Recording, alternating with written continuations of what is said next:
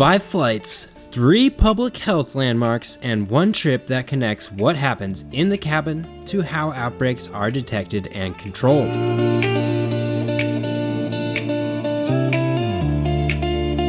Good day and welcome back to the Flying Doctor channel. Today begins flight 1 of 5 in 2026's aviation adventure. I'm in Atlanta right now and we're going to be heading over to Amsterdam on board KLM. Over the next few flight reviews, I'm doing something a little different. Each flight gets the full review from check-in to deplaning and customs if applicable, but I'm also layering in a short infectious disease or medical story tied to my final destination, Berlin.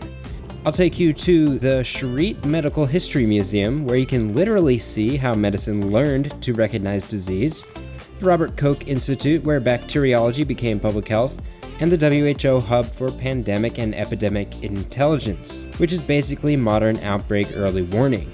I'll tie Charité into my Berlin to Amsterdam flight review, the Robert Koch Institute into my Amsterdam to London Heathrow review, and the WHO Hub into my Heathrow to Atlanta flight home. Today is the transatlantic start, Atlanta to Amsterdam. Flight 1 starts now, so sit back, relax, get ready for another flight review.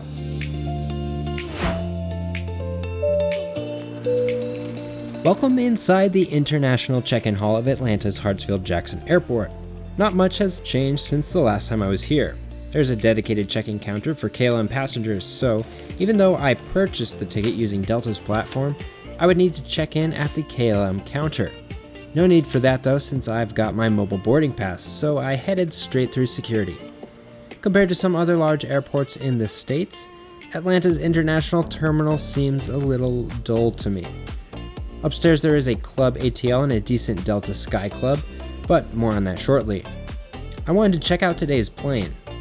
I followed the crew down the hall, and unfortunately, the gate the plane is parked at provides limited views of the aircraft.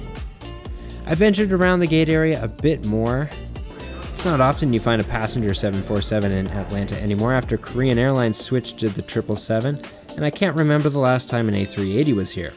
That is, I believe, Delta's longest flight. And later this year in October, I believe, they will be beginning a new flight to Riyadh. I stopped here outside the gate because I learned something new today. I tried to get into the Delta Sky Club. I was able to purchase this particular round-trip flight via Delta using some of my Sky Miles. Therefore, I assumed that it would be a code share flight, but because it's operated by KLM and is a KL flight, I guess I don't get access to the Sky Club. Even though I have gold medallion status with the airline, I have the credit card, and I'm not flying in economy class. So that's a pretty stringent entry policies that the airline clubs implement here in the United States if you're considering moving here or figuring out how you can access those lounges. A little disappointing, but it's alright. We don't have much time before boarding begins, and it's a new cabin. It's a brand new airline for the channel. I'm pretty excited to see what the product on board KLM in their premium economy is like. After contemplating why a fleet of wheelchairs were positioned at this end of the terminal, I could only come up with one possibility. The arriving Lufthansa aircraft had an unusually high percentage of no longer able-bodied passengers. That was complete sarcasm, but they are clearly set up there for a reason. I just don't know why.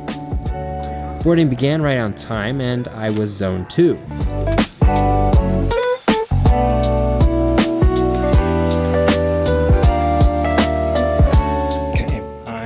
Board the KLM 777-200. As usual, I'll show you all the seat details once we get airborne. There's a bit of confusion during check-in where there were some issues with my passport being denied. Unclear why that was happening. They had to override it, so hopefully that doesn't mean I struggle to return to the US, but we'll see. Anyways, it was a little bit stressful and hectic at the boarding zone because of that issue. So I'm gonna chill out here, relax a bit, and why don't we go over the flight to Amsterdam and what we can expect. Disconnect spot number 3.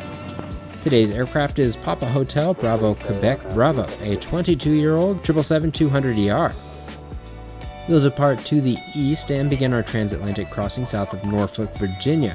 We won't pass over land again until we fly over Cardiff, the Greater London area, and then begin our descent over the North Sea for a southerly arrival. The 4,391-mile flight will take just 7 hours 50 minutes from pushback to parking. Okay, 272 heavy, RNAV widest, non-left Mike 2, quick takeoff.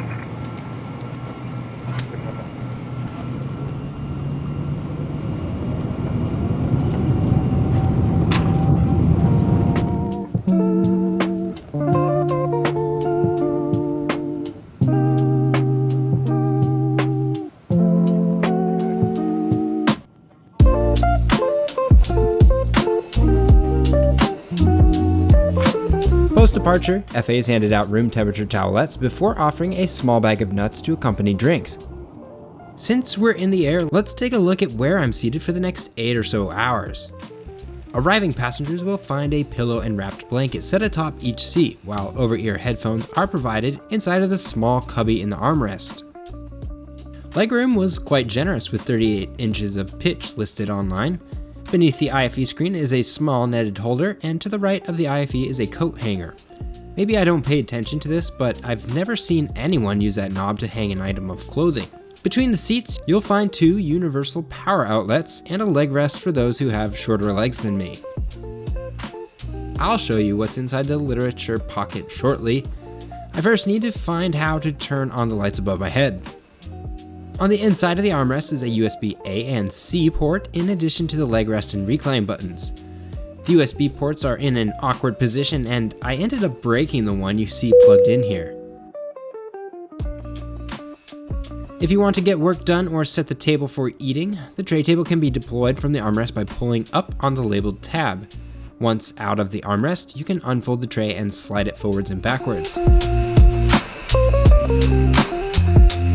When we were on the ground and after all passengers were confirmed on board, the crew handed out the menu for the flight. The safety card includes all of your standard diagrams and emergency information, an air sickness bag, and a magazine for all things Holland. Like many app geeks, I turned to the back of the magazine to check the route and airport maps and fleet information if it's present. Along with the menu for the flight, the crew also handed out a small amenity kit.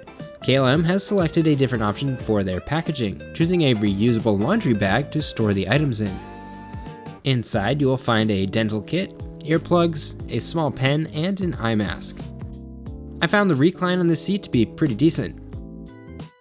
The blanket supplied was one of the thickest I've been provided outside of business class, but unfortunately the pillow wasn't on the same level. I didn't venture out of the premium comfort cabin, but I would imagine this is the same pillow passengers in economy receive, albeit with a nicer cover. Alrighty, well, as you can see, we're airborne, and I've decided to recline a bit and get relaxed. The crew has just passed through the cabin, offering an array of different drinks. I opted for the Royal Blue Legend, the non-alcoholic drink. After a bit of confusion, it seemed like they didn't have any of the mix on board, and then after about 5 minutes or so, I got a Coke Zero, and then, lo and behold, appeared the drink mix, so I ended up getting both. 2-for-1 special, I guess, but there's also a nice looking bag of roasted nuts. It's not just peanuts or almonds, it looks like some walnuts in there as well, so it's a good looking menagerie of nuts. Pretty soon here we'll get dinner started. The menu looks pretty decent. We'll see what the presentation looks like, and yeah, I'm gonna sit back, relax here, and enjoy some movies actually, for a change.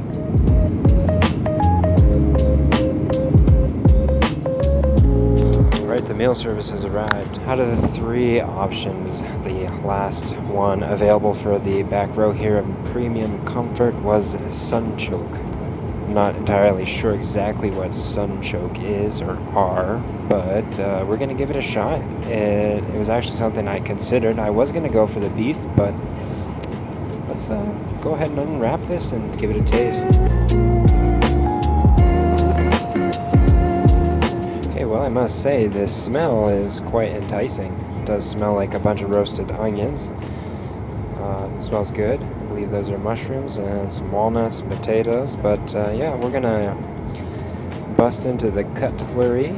They sound metal. The cutlery was indeed metal, and my first objective was to ascertain what this dish was composed of. Yes, I had the menu in hand, but there's still a small boy inside that likes to play with his food. Alright, well, done with the little appetizer there. That was the same across all meals regardless of what you chose, but pleasantly surprised. Having opted for a number of the vegan or vegetarian meals on board, I'm actually quite surprised at the flavor, and I think there's a bad stigma around the vegan or vegetarian options. They're actually quite flavorful. Let's go ahead and give the main a shot here. After a bit of macro dissection, I took a bite of something I've never heard of, sunchokes, also known as Jerusalem artichokes, not to be confused with Jerusalem crickets. I was hungry and the taste and texture weren't horrible, so I finished the plate. Okay, well, as you can see, I finished almost everything on that plate. Really not a big fan of mushrooms. The texture is just kind of weird. It's like chewing on rubber that dissolves in your mouth, and it doesn't have the greatest flavor, in my opinion. Now that I've finished the meal, though, I definitely wouldn't choose that over the two other options. It's not something I would particularly enjoy on the ground either, I don't think, but I was hungry and I really don't like leaving food on my plate, so I finished it.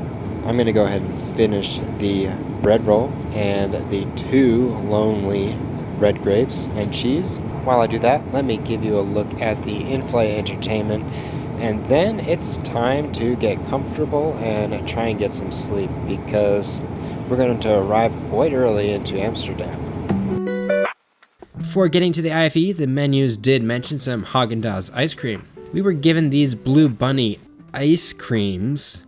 Why are there so many ingredients in this? Haagen-Dazs has 5 ingredients. The IFE is pretty large and I found the screen to be responsive. The navigation interface is straightforward. There are movies from all over the world. TV shows seem to be hit or miss with respect to episodes. There were a handful of games to choose from, and of course the in-flight map. I ended up watching one battle after another before trying my darndest to sleep.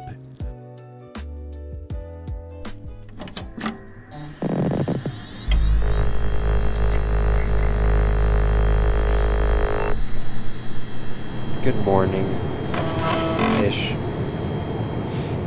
I really didn't sleep much at all.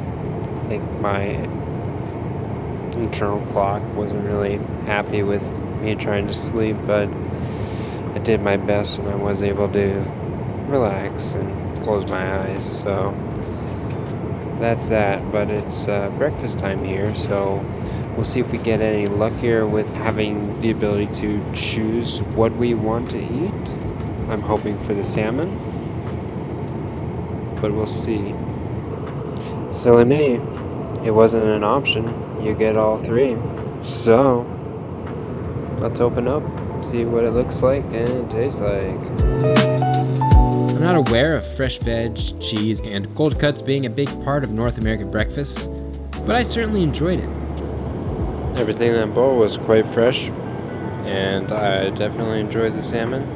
It has exceeded my expectations thus far, so let's go ahead and try this mini pancake. Pretty sure it's a crepe, but I think on the menu it did say pancake. That didn't take long at all. Mere 5-second. Tasty. Wasn't super warm. Time to go for the final third of this meal.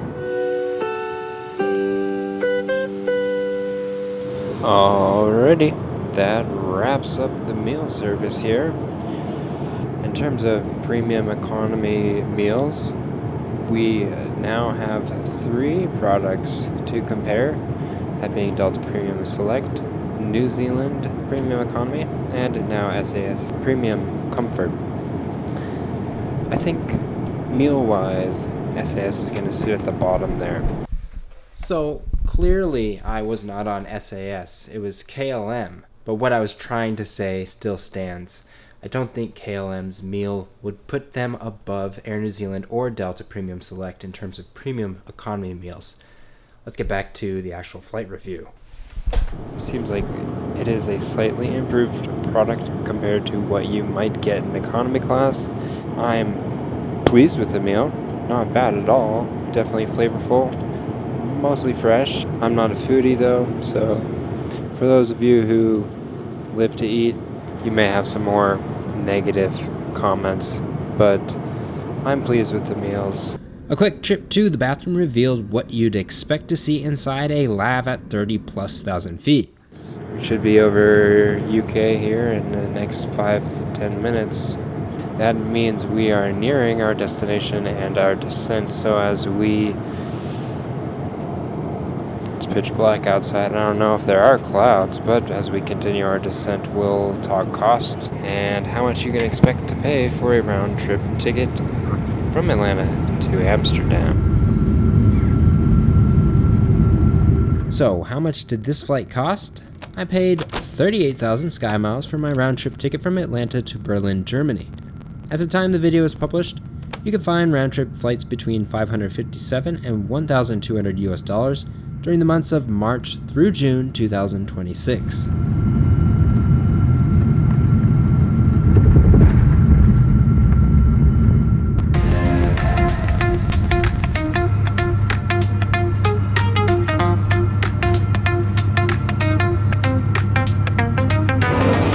As we disembarked and I got another closer glimpse of the business class cabin.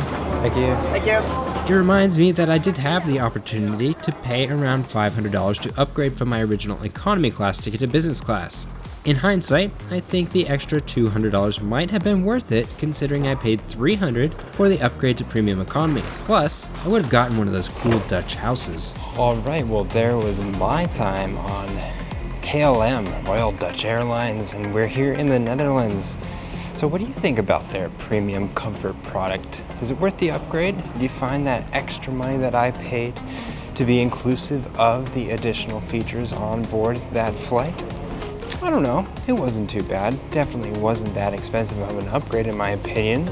We're here in Amsterdam. As always, make sure that you are finding something to enjoy in your life. Thanks for watching. See ya.